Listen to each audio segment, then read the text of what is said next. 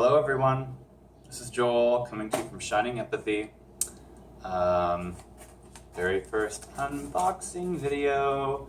So I have been waiting for this deck for a while. It came from the UK. I thought from Australia, but it's from the UK. I wasn't sure where Wordery was centered out of. I've never got from there before. I highly recommend, actually, if you, especially if you can't find something on Amazon. I know Amazon may be a little bit quicker, but Wordery does free worldwide shipping. So, and their prices are really decent when it came to the exchange rate of Canadian dollars for sure. It was, I think it was actually cheaper on here than it would have been if I had gotten it on Amazon. No, I don't think it was even available on Amazon. So, yeah. I'm super excited to just unbox this with you and have a look at it. So as much as this is going to be a bit of a review video as well, obviously I can't review the cards too much. I haven't had time to really work with them and just get a feel for them. So this will be much more of a first impression. Let me see how, there's a tear strap on the box here somewhere. Of course there's not. Well, let's just hack it up.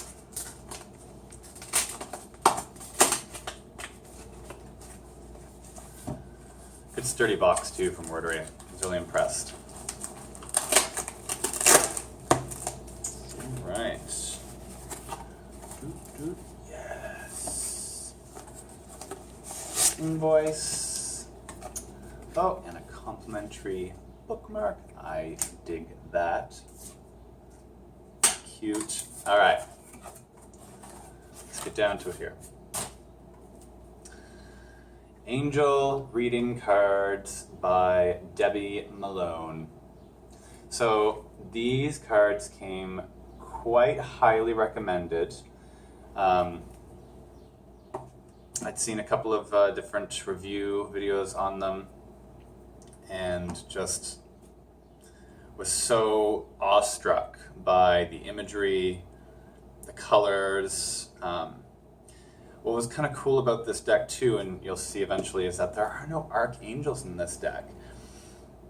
The kind of philosophy behind this deck was quite literally that you don't need to call on any name of an angel. You just need to be able to say like angel of love or angel of travel or what have you, and you'll kind of connect to what you need. So that was a pretty cool little philosophy. And of course I've rigged myself here without any scissors. So we're just gonna, hopefully, without always breaking things. Oh. Ooh, there we go. All right.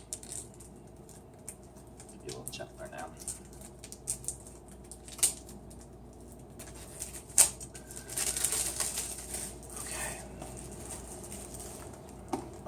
And like just right away, really nice, glossy, sturdy box. I really appreciate that. I'm eager to open this up and show you the book because this is something else I mentioned in my previous deck review of my very first deck, the Gilded Tarot, that I really dig. Big books with a fair amount of information in them. And what's amazing about this book, it's one of the only ones I've seen that do it, the pictures are color. Oh my god! So exciting. It's just such a rare thing for the publishers to just put that much into it. A lot of them just come with those little books, and some of the books, the little ones that come with, like from, it's called Hay House, like they're good, they're sturdy, it suits the needs, and they pack a lot of information into them, but just nothing really beats just having a big book with a nice big color version of the card sitting in front of you. So anyway, there's that. So that's awesome. Now, I feel like I didn't do this with my last deck review either. We'll show you the back of the cards. Naughty, naughty, naughty. Let's see here. Oh, They're not even stuck together. I get decks now that like they're just all stuck right together, and it's because a lot of people have taken to the trend of putting that glossy, metallic-y kind of coating on the outside. I mean, it looks cool. Don't get me wrong, it gives it that magical kind of quality, but I would take a deck that doesn't have that any day to not feel like I was literally delicately trying to not rip my cards apart. So, and what ends up happening sometimes too is that as you're pulling them apart when they are stuck together like that, I mean, you can kind of flex them and bend them to kind of do it gently, or even just, you know, one by one, but even I am very gentle with my cards when I first get them, and even then I still ended up with some ripped edges on a couple decks, and oh, my OCD brain just couldn't handle it. So anyway, this is the back of the card. Nice little set of angel wings on there, and actually the inside of the box has the back of the card art too. Very pretty, very pretty. And it's actually got kind of like a, yeah, it's magnetic. That's really cool. A little magnetic seal on the box there. So I'll be definitely keeping this box. I don't think I'm going to keep the card, kind of cheap little cardboard. I think I'll just recycle that. Because yeah, the cards are big enough that they're not going to move around in the box too much. You don't have to worry about that. And as long as you put the book in there with it, you know, they're really not going to move around much. So for the purposes of just getting at your cards, I think I'll just recycle this a little bit. Thank you. Okay, so seen the box, we've seen the back of the cards. Let's actually get into it now and have a look. All right. Oh, and one of the things I emphasized that I really liked about my my first deck was how modern it looked. I don't know if you can use that word a few too many times, but this is going to be one of the things that I love about these cards is how modern they look. They feel updated. To me, they feel kind of timeless in that way. I'm sure maybe 50 years from now, these cards will be like, oh, it's so of that time, so 2016. But right now, it just sort of has more of a timeless feel. Angel of Stress. There's not that many cards. I think there are only 44 in this deck. It's a pretty small deck, but the cards are a nice big size. I do like that. Angel of Strength. Oh, I like that.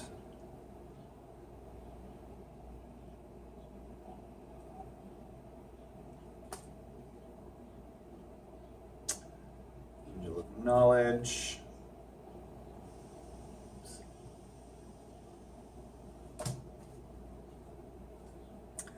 Parking Angel is kind of a funny one. This is one of the cards I noticed in the review. It just kind of stood out to me for some reason. It just, I feel like this is not going to be one of those timeless things because the style of the cards and the models are going to look dated at some point, you know? So, but, so it is.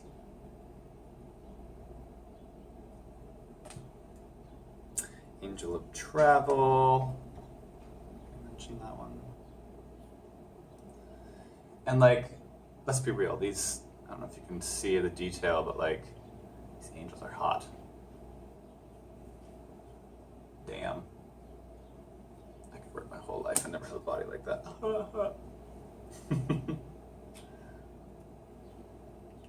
Angel of Friendship, Clairvoyance. This is interesting.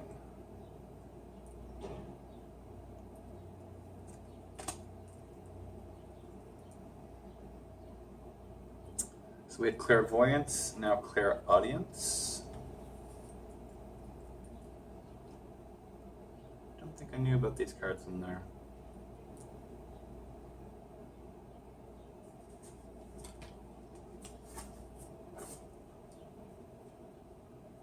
Clairsentience. My cat has decided to make a home in the recycled box, the box that it came in. Claircognizance. I've talked to a couple people who don't necessarily think that claircognizance needs to be its own thing. It sort of gets lumped in with, I think I said clairsentience, but I don't know. Claircognizance is, I think of every chakra as being connected to one of the physical senses. And when it comes to the idea of just having something almost like downloaded into your mind, like fully formed concepts that just come out of nowhere that are absolutely something you're channeling and intuition and information coming in. But the difference being that it comes as a fully formed concept, and I attach that to the crown chakra. So I do think that personally I do like having it not necessarily separated, but I do like almost compartmentalizing it. So if I want to tune into that specific sense, I know to tune into that specific chakra for that specific sense. If I want clairvoyance, I tune into third eye. If I want clairaudience, I tune into the throat chakra. It's connected to sound and hearing, and so on and so forth. So yeah, I just little note on that. Angel of nature. I might just thumb through a few here. Like, ooh, chakra balancing. Since I've just talked about chakras, that's really pretty.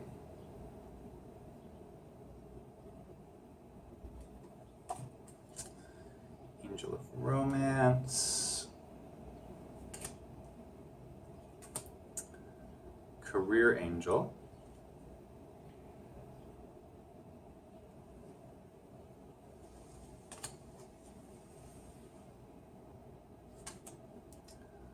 Guardian angel. Very protective feeling on that card. So I'll get this very direct message of we are never alone with it. Angel of patience. I used to, I'm not going to use the word hate. I'm actually on a mission right now to filter that out as much as possible. I strongly disliked patience cards. It's been one of my personal life challenges to find space in patience and to just be. I'm one of those people who just has a hard time sitting still, restless leg syndrome, the whole bit. It comes from a strong lack of grounding. So a lot of my work energetically in meditation and visualization, a lot of it's grounding. And even then I still struggle, but it's one of those things that I'll probably just be going through my life, just working on. That's okay.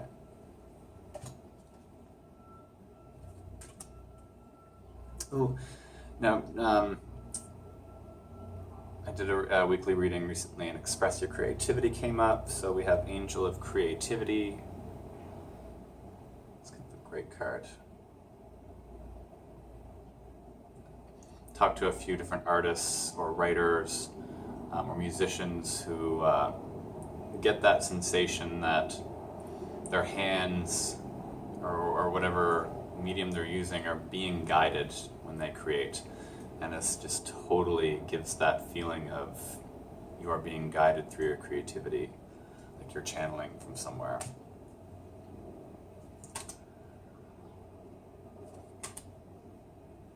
Speaking of channeling, Angel of Channeling.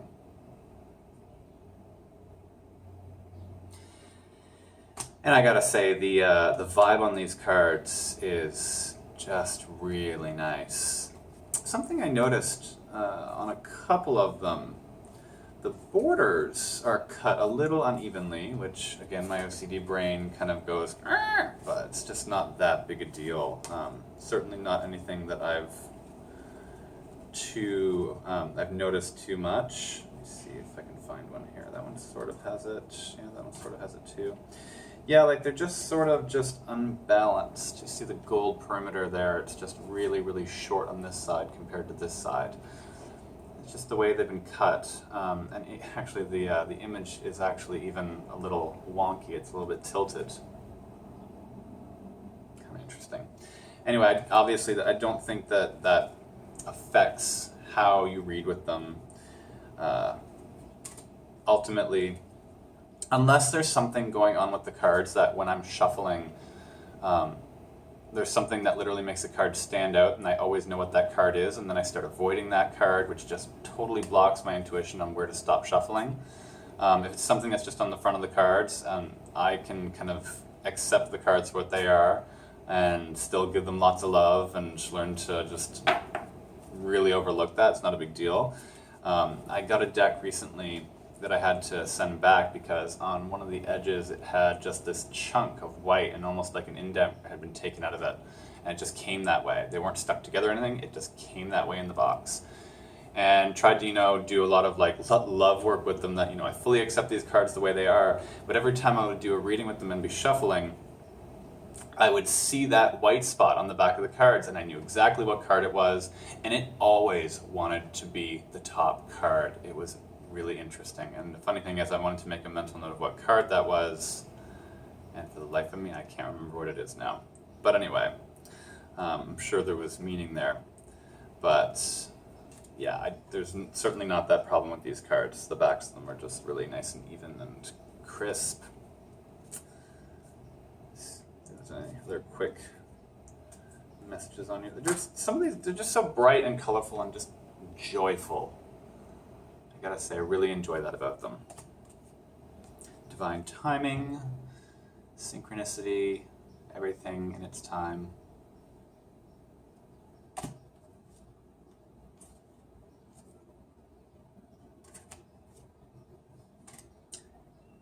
Ooh, Angel of the Animal Realm, the last card here.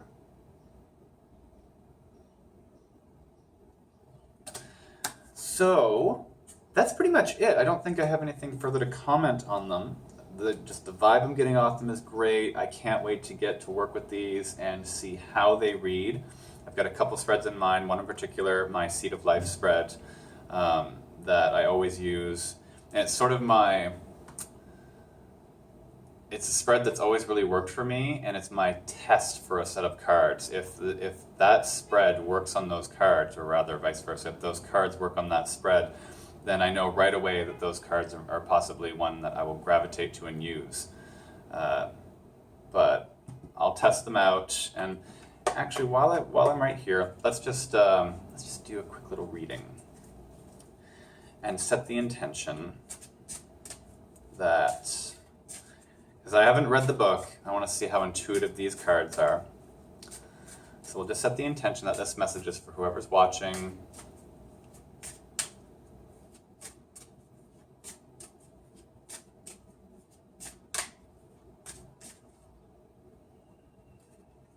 This one right here. Angel of Fertility. What an interesting card to come up. I mean, when I think of fertility, I mean, there's even a picture of a woman holding a baby on here.